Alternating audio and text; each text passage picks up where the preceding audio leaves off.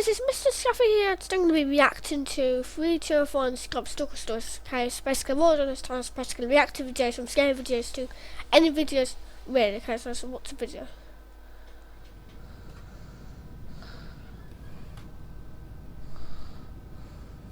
I met my online friend Bradley through many different mutual online friends. He lived in Georgia, and I lived in California. One day I logged onto Skype and gave him a ring. He picked up and his webcam turned on. He was sitting against a wall in a dark room, his face only visible because of his laptop screen. "Hey man, what's up?" I said, a little confused by his scared and worried face. He had begun to answer my question when he stopped and asked me to hold on a sec. He had moved himself and his laptop to the kitchen, sitting at the table. Where he sat, there was a large open space behind him. Once seated, he began to finish answering my question. He stated that I might think he was crazy, but for the past few hours, he had been hearing knocks and taps and stuff. And when he would go to investigate, he swore that he'd see a shadow moving. He began to say, "Just talk to me for a sec," when he immediately cut himself off. He stared into the area behind his laptop, where I couldn't see. "What happened?" I asked. He stuttered the words, I think I heard another knock from the living room." He continued, saying that he was seriously freaked. If I was this girl, I would get out of the house. I'll just get out of the house. I'll just get out of the house. Instead of just staying in there, like, I'll just go up conversations, so I'll just get out straight away. Out right then, that his parents wouldn't be home for another hour and a half or so, and could I please stay on Skype with him until then. I assured him that it wasn't a problem and that I would stay online with him. Normally I would tell him he's crazy and overreacting, but I could hear the fear in his voice. "Hey, why don't you turn on the lights?" I asked him. "That might make you feel better, or turn on the radio. Loud noise seems to help make fear go away for some reason." He explained to me that the power was out, and not just at his house either, but all the way down his street, and had been for 45 minutes. I asked him what about his laptop. What about Skype? Before Skype calls are made over the internet. What? He said that the battery was at 87% or so, and that it should be enough to last him until his parents got home. "Did you tell your parents about the power?" I asked him. He responded that he had, and they told him to make sure the doors and windows were locked, and that they would be home in a few hours. They had traveled to his dad's mother's house because she was ill. As he was saying that, something behind him caught my eye. In the corner of his kitchen, there was a tall, black figure, barely visible in the darkness. "Bradley," I said somewhat urgently, but then paused Someone urged anymore. That doesn't make sense. to calm myself down as to not alert the person behind You should have alerted him, and this would do something bad. him. I then proceeded to try my best to talk to him in code to let him know that someone was there, hoping the invader wouldn't catch on. "Brad, do you remember a couple of days ago at school when you were looking for that thing and I walked up behind you and put it in your hand?" You should have told him. I was hoping this statement would send off alarm bells in his head, since we had obviously never attended school together. What are you talking about?" he responded. In his head, since we had obviously never attended school together. What are you talking about?" he responded. I continued, "Remember, at school, you were looking for that thing, and I walked up right behind you and put it in your hand when you were standing at your locker. I walked up right behind you." His face turned a shade of white I had never seen on him, and I could tell at that moment he understood what I was saying. "Oh, you mean that school newspaper article?" he said in a shaking voice, trying to play along. I don't know, maybe I'm just remembering it wrong, I said. I started to speak again to try to get him to put more distance between him and the person, but before I could get out 2 words, the figure behind him ran towards him and put its hand over his mouth. It put him in a headlock and dragged him into what appeared to be a closet. I watched as Brad fought with all of his strength. The door closed and then opened immediately. The person shut the screen on the laptop and the call ended. I sat paralyzed at what I had just saw for what seemed like minutes, but was actually only a few seconds. I snapped out of it and called Brad's phone, but it went straight to voicemail.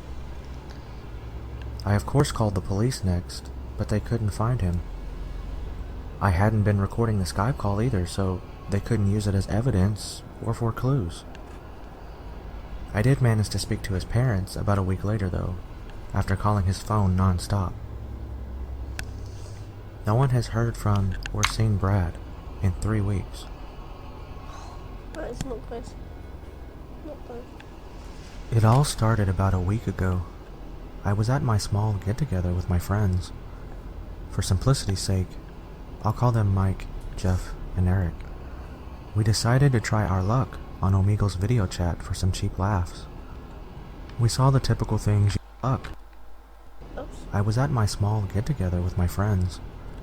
For simplicity's sake, I'll call them Mike, Jeff, and Eric. We decided to try our luck on Omegle's video chat for some cheap laughs. We saw the typical things you see on Omegle. It wasn't until about 50 strangers in until we finally met someone out of the ordinary. He was about 19, with long black hair and thick, hipster glasses. He had red dots almost I don't know what to say. That's creepy. all over his face. That wasn't the reason he was so weird though. It was his facial expression. He just stared at the screen, looking like he was about to cry. We asked him what was wrong. He didn't respond. As soon as Mike was about to click on the disconnect button, the camera panned upward, and the bottom of the camera stopped right at the stranger's shoulders, revealing a second person standing directly behind him. The second guy was wearing a mask, similar to the ones that serial killers wear in those crappy horror movies. Oh my god. He slowly lifted up his right hand to show us a giant knife and put it around the hipster's neck. In one quick motion, he slit the guy's throat, and his head slumped forward. Oh my. Then the screen went black, which was weird because it still said we were connected. Probably he turned the computer off. Suddenly, a message appeared in the chat bar that read, "You're next." Actually, our page just been traced. Then the computer shut off. For us. It just turned off on its own. It was I looked at my controlled. 3 friends, at this point a little more than slightly startled. We all agreed to never tell anyone what we saw and went our separate ways. Worst mistake of my life. 2 days passed. I hadn't talked to Jeff, Mike, or Eric since that night. While studying for finals, I get a text from Eric that reads, "Get on Skype. I've told your friends too." I assumed he meant Mike and Jeff, but it was strange that he called them your friends. But I went along with it. I booted up my PC and logged onto my Skype account. I accepted Eric's invite to a group chat with Mike and Jeff. Eric was on the top left-hand corner, Jeff to the next of him, and Mike was to my left. Eric looked bad. His hair was messed up and his eyes were red, with tears running down his cheeks. He had red marks on his face, just like the stranger we saw on Omegle 2 nights ago. "What's wrong, man?" asked Mike, just as he did on Omegle. The camera moved upward, and the same freaking guy in the same freaking mask stood right behind him.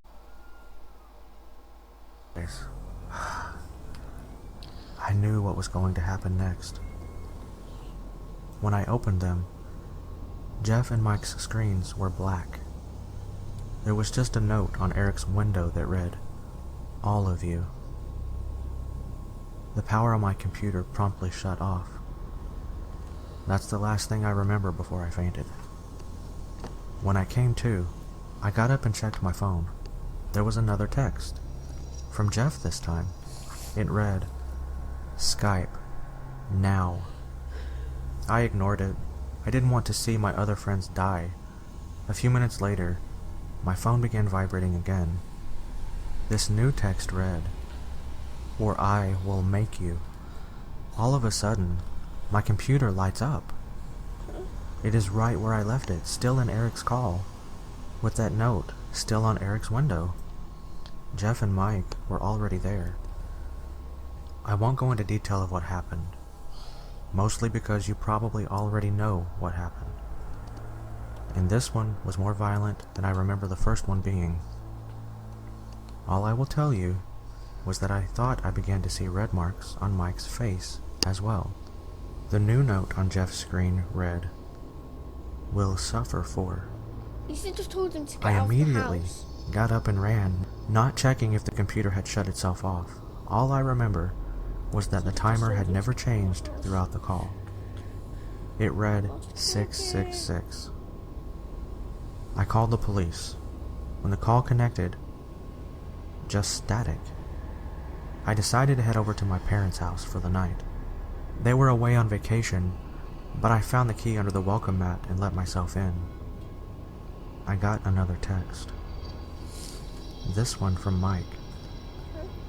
"You cannot hide forever."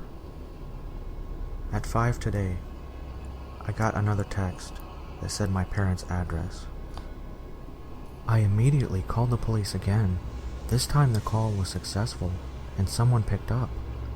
I quickly told them everything that had happened, from the first guy who had his throat slit to the text message I just received.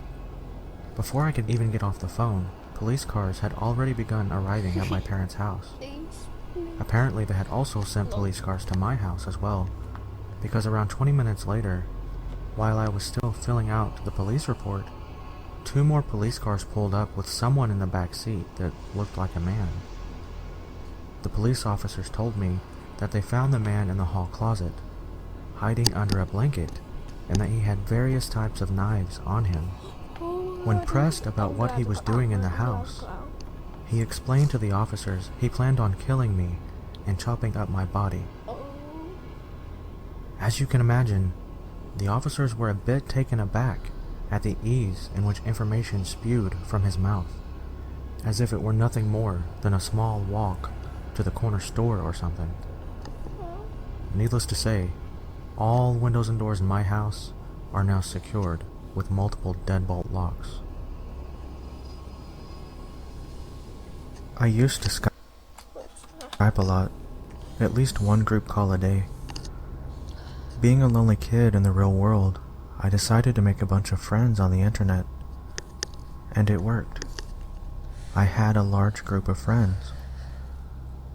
Group calls consisting of 12 or so people, just talking about random crap for a few hours. I mean, don't get me wrong, time zones were a bitch, but I worked around it. Anyway, sometimes we wouldn't have group calls, and occasionally I'd just have one-on-one calls with people. A lot of the time it was with this guy who lived about an hour away called Nathan. Me and Nathan would sit in Skype for hours, having random conversations or playing video games. We would just have normal calls and the occasional video call, but that wouldn't happen very often since I use Skype on a mobile. If more than one person is on a Skype call on mobile, all the cameras stop working. That on its own can be a pain in the butt. Yep. So me and Nathan were in a video call, talking about how the new Call of Duty Advanced Warfare was just a recycled version of Black Ops 2. No, Nathan, you're forgetting the new slogan. Power is everything, I said sarcastically as Nathan burst into laughter. And I thought the future is black was cheesy. Jesus Christ, Nathan replied, still laughing as he covered his mouth. Aw, come on, it ain't that cheesy, I said back, trying my hardest not to laugh. Sure it isn't, he said jokingly. We continued to ramble on until Nathan's parents shouted him downstairs. I'll be back in a sec, he said, getting up and walking out of his room. I took the time that he was away to just look around his room. Gaming posters, movie posters, a couple of band posters littering his wall. Most of the things being what I also enjoyed or showed some kind of interest in. It was as I looked around the room when I noticed it. There was a shuffling noise coming from his room. Creepy. I just wasn't sure where. The laptop that Nathan used was resting on Nathan's desk, facing the whole room. So whatever the shuffling was, I'd be able to see the cause of it before I could shout into the microphone to see if Nathan was just hiding. I saw something that made my whole body tense. A tall, pale, skinny to the bone, shirtless man climbed out from under Nathan's bed, looking towards the laptop with a twisted grin, before approaching the camera with a finger over his lips, before quietly shushing me. Not that I could make a noise with the colossal lump I could feel in my throat.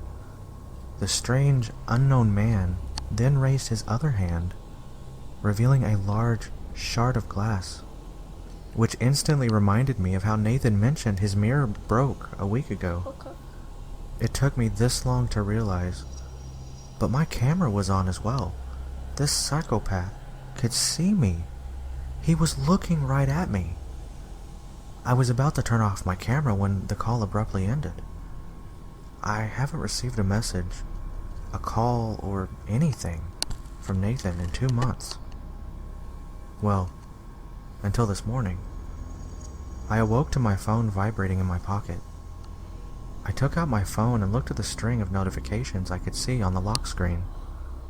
They were all from Nathan. The first one said, "Wow, John, what a beautiful neighborhood you live in." The second message said, "You have a nice house, John." My hands began to tremble as I scrolled through the messages. "Oh, look, the living room window's open. All right, I'm inside. What a cute little puppy you have, John." I was now shaking, tears forming in my eyes, causing me to sob slightly. I could feel my heart in my throat, and I could barely contain a squeak of terror as I kept reading. "I got to meet your parents, John. They seemed cool." "Oh God," I quietly mumbled, seeing that there were 2 messages left. "Cool room, John. You snore in your sleep, by the way. That's unhealthy, buddy." I then read the final message and froze in terror. "Oh, John, I can hear you sobbing." I received that message 5 seconds ago. I turned and ran from my room as fast as my legs could carry me. I found my parents and told them that someone was in my room. They looked at me very puzzled at first, but could see the fear in my eyes and immediately marched upstairs.